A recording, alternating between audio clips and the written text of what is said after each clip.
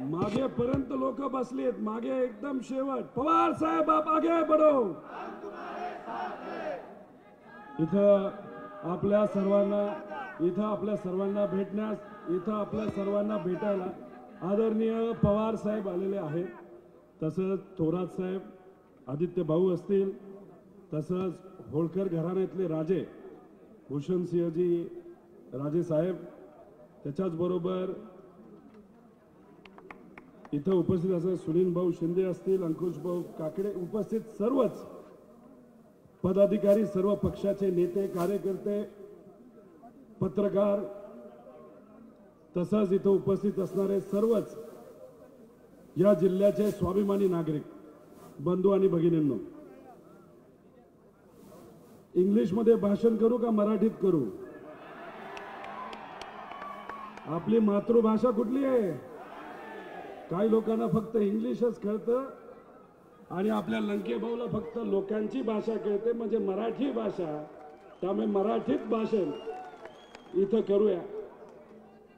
या स्थळाचं फार महत्व आहे.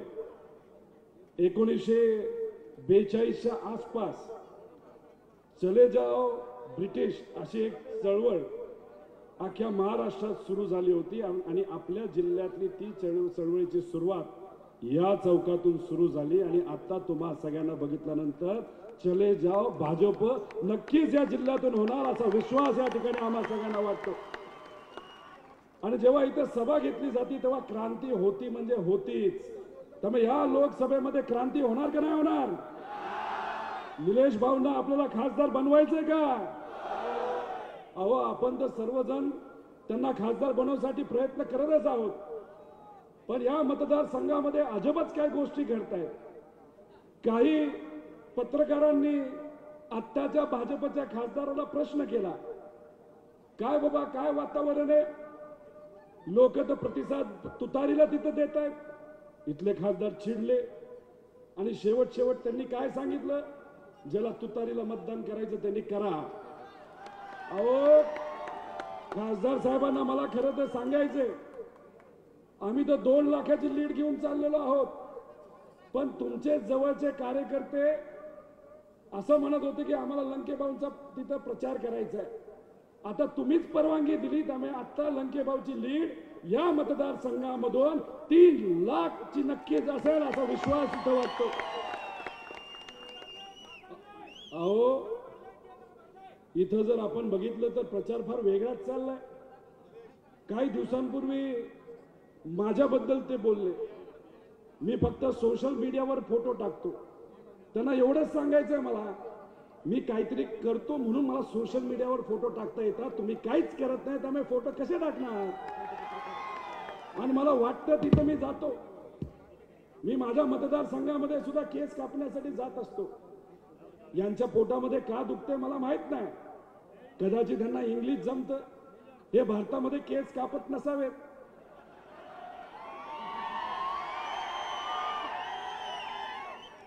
अहो खासदार साहेब, तुम्हाला मला विनंती करायची आहे की माझ्या समोर नाही तर लोकांसमोर इथं तुम्ही हे वक्तव्य केलं, पण हेच वक्तव्य जर तुम्ही मोदी साहेबांसमोर केलं असतं, गेल्या सभेमध्ये पोलिसांनी तुम्हाला ढकलून बाहेर काढलं, आता जर केलं तर तुमची कॉलर पकडतील आणि बाहेर काढतील अशी परिस्थिती आहे. अहो, अनेक विषय, अनेक मुद्दे. ते म्हणतात मी विकास केला. त्यांनी काय सांगितलं? मी रोड आणले. अहो, त्याच्यामध्ये जो माझ्या मतदारसंघामधला जो रोड आहे, सोलापूर पासून नगर पर्यंत, तसंच जामखेड पासून श्रीगोंद्यापर्यंत, याला 1400 ते 1500 कोटी रुपये लागले. तो रोड 3 वर्षापूर्वी सुरू झाला, संपला सुद्धा. लोक आता त्या रोडवर ये जा करू शकतात.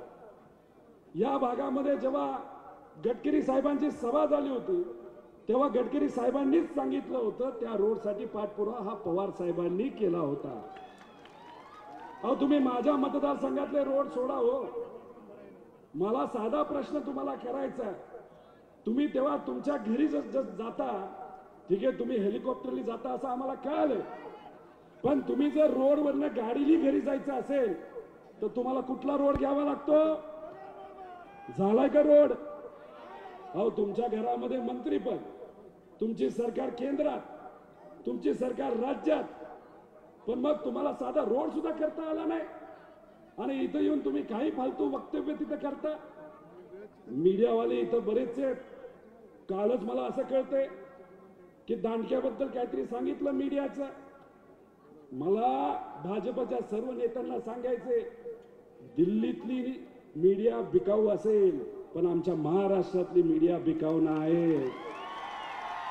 आता या मीडियाच्या आणि खास करून स्वाभिमानी मीडियाच्या लोकांना मी विनंती करेल, तुमच्या हातामध्ये जे दांड असतं, जे काय काठी असते ना, तर बूम असतो, त्या बूमचा कसा वापर तुम्ही करायचा हा तुम्ही तिथं ठरवायचा.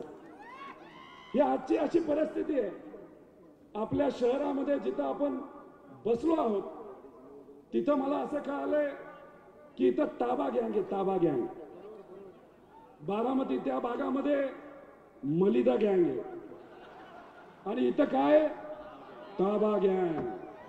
ताबा गँग काय करते, सामान्य लोकांची मोकळी जागा दिसली की कब्जा घेतला. मला इथं असणारे जे सीओ जे अधिकारी त्यांना एवढं सांगायचे, अरे गरिबाच्या जागाचे काय ताबा गँग घेताय आणि त्या ताबा गँगला तुम्ही आज जर सहकार्य केलं, 2024ला इथं सरकार हे आपल्या विचाराचं येणार आहे, तेव्हा तुम्हाला सोडणार नाही. त्यामुळे सामान्य लोकांना त्रास कुणी इथं दिला नाही पाहिजे. पोलिसांना सुद्धा विनंती करायची, तुम्ही सगळे त्या पद्धतीने वागत असताल असं मला वाटत नाही, पण तरी सुद्धा पोलिसांनी सामान्य कार्यकर्त्यांवर जर तिथं चूक नसताना सुद्धा कारवाई जर केली तर आमचं सरकार आल्यानंतर तुमच्याकडे सुद्धा आम्ही बघून घेऊ. कारण आज या देशामध्ये काय परिस्थिती आहे, काल एक सर्वे आला, अख्ख्या देशाचा सर्वे आला, त्या सर्वेमध्ये 50% जागा या इंडिया आघाडीला आणि बीजेपीला तिथं दिसत आहेत. म्हणजे 240-45च्या आसपास दोन्ही गट तिथं आहेत. काय म्हणत होते हे 400 पार 400, अहो हे 200 पारच होणार नाही अशी या भाजपची परिस्थिती आहे. आणि जेव्हा 240-250च्या आसपास इंडिया आघाडीचे लोक निवडून येणारे खासदार या देशामध्ये, त्यामुळे जे कोणी मित्र पक्ष हे भाजप बरोबर आज गेलेले आहेत आणि भाजपने त्या मित्र पक्षावर अन्याय केलेला आहे, ते सुद्धा आपल्याकडे येतील आणि या देशामध्ये कोणाची तिथं सरकार येणार तर तुमची आमची सगळ्यांची इंडिया आघाडीची सरकार या देशामध्ये येणार म्हणजे येणार. अहो चले जाव फक्त इथं होणार नाही, चले जाव उत्तर मध्ये सुद्धा होणार आहे. तिथं वातावरण लय भारी झालंय, तिथं मशाल येणार आणि इथं काय येणार, काय येणार. पण मी तुम्हाला विनंती करतो, अनेक लोक इथं दबंगगिरी दाखवतील, बूथवर ताबा घेण्याचा प्रयत्न करतील, तुम्हाला अडचणी आणण्याचा प्रयत्न करतील, उगाचच कारवाई करण्याचा प्रयत्न तिथं करतील. पण दबंगगिरीची जी आजची परिस्थिती आहे ना, आपल्या या तालुक्यामध्ये आयटी सेंटर जसं आलंय ना, आले का नाही, आयटी सेंटर मध्ये कोण बसतं माहित नाही, पण खोटं आयटी सेंटर आहे. तसंच इथली दबंगगिरी सुद्धा खोटी आहे आणि तुम्ही जर एकत्रित आला तर दबंगगिरीला उत्तर तुम्हीच म्हणजे सामान्य लोक हे देऊ शकतात. तिथे एमआयडीसीचा प्रश्न आहे. पवार साहेबांनी हे जे खासदार आहेत ते काय म्हणतात, राधाकृष्ण विखे पाटील साहेब काय म्हणतात, पवार साहेबांनी या भागामध्ये काय आणलं. मला त्यांना एवढंच सांगायचं, गेल्या 50 वर्षामध्ये तुम्ही इथं काय आणलं तेवढं फक्त सांगा. इथं तुम्हाला मेडिकल कॉलेज आणता आलं नाही का, कारण तुम्हाला प्रायव्हेट मेडिकल कॉलेज तिथं पाहिजे होतं. अहो इथं प्रत्येक एमआयडीसी जर कोणामुळे आली असेल तर आदरणीय पवार साहेबांमुळे आले आणि काँग्रेसचं सरकार असताना थोरात साहेबांनी त्यावेळेस पाठपुरावा केला होता. तर मग उगाच हवेतला गप्पा आता बंद करा. तुम्ही ज्या ज्या गावामध्ये जाता तिथे तुम्हाला लोक नाकारतायत, कुठेतरी समजून घ्या. आणि तुम्हीच आता म्हणलेला की या भागामध्ये फक्त तुतारीच वाजणार आणि हीच आजची परिस्थिती आहे. त्यामुळे मी तुम्हाला विचारतो, त्या सामान्य कुटुंबातल्या एका कार्यकर्त्याला दिल्लीला पाठवायचं का नाही पाठवायचं, नक्की का. इथं जर शेतकरी आले, विमा मिळाला का आपल्याला, कांद्याची काय परिस्थिती आहे, हा ऊसाची परिस्थिती वाईट, एथेनॉल धोरणासाठी सुद्धा हे बोलू शकले नाहीत. अहो मराठा आरक्षणासाठी सुद्धा मराठी सोडा इंग्लिश मध्ये सुद्धा जर बोलले असते ना कदाचित आम्ही मानलं असतं. आणि याच सरकारने आणि त्यांचे जे मित्र आहेत देवेंद्र फडणवीस साहेब, त्यांनी काय सांगितलं होतं 2014ला बारामतीला येऊन आम्ही पहिल्या कॅबिनेट मध्ये काय करणार, धनगर आरक्षण देणार. दिलं का त्यांनी? तुम्ही मराठा समाजाला फसवताय, तुम्ही ओबीसी समाजाला फसवताय, तुम्ही धनगर समाजाला फसवताय, तुम्ही लिंगायत समाजाला फसवताय. त्यामुळे तुम्हाला काय जमतं? फक्त फसवा फसवी जमते. आणि इथली जनता आता हे इलेक्शन ताब्यात घेतलं आणि इथं सत्ता बदल होणार म्हणजे होणार असा विश्वास या ठिकाणी माझ्यासारख्याला वाटतो. मला काही युवा भेटले, त्यांनी सांगितलं आम्ही पुण्याला